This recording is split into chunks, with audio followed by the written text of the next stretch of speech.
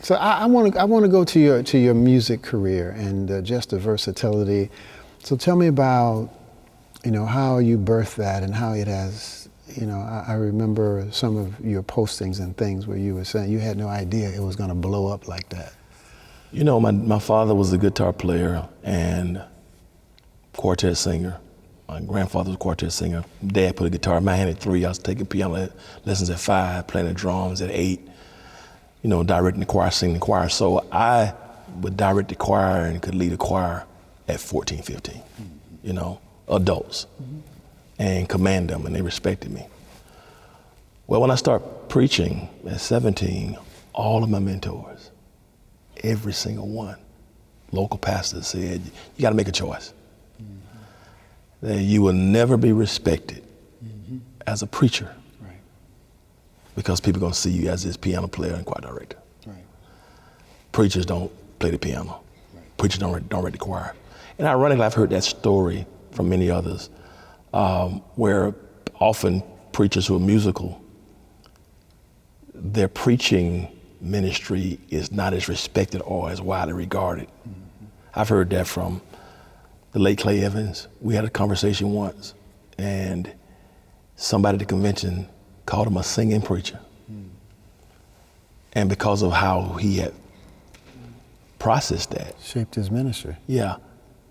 He was offended by that. He said, I'd rather be known as a preacher who sings, not a singing preacher. Because it felt like that was lifting one over the other. I've heard that from Marvin Sapp, Bishop Marvin Winans, Shirley Caesar, Donna McClurkin.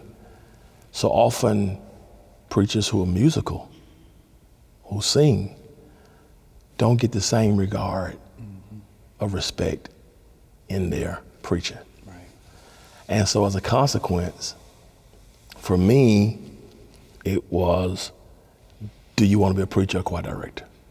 So even though I had all this love for music and writing songs all my life, I said, well, no, I'm not going to focus on that.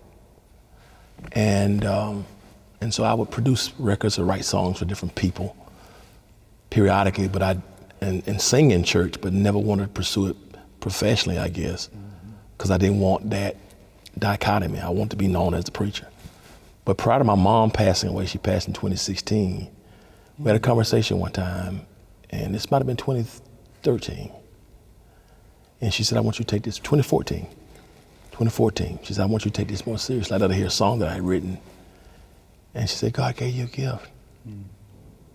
And she said to me something I had never thought about it. She said, David wasn't just a king. David was a shepherd. He was a harpist. He was a writer. Without all those experiences that God gave him, we don't get the totality of who David is.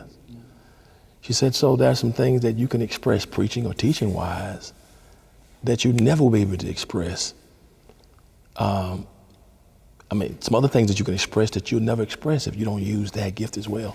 I remember Melva Costin, my professor of worship, said something once in seminary. She said over 70% of the theology of African Americans is derived from music. Yet over 80% of the people who write music have never attended Sunday school. So, so that irony was challenging, but I still had these strongholds on me because I want to be respected as a preacher. So in order to be respected as a preacher, you got to stay low and keep music in the background.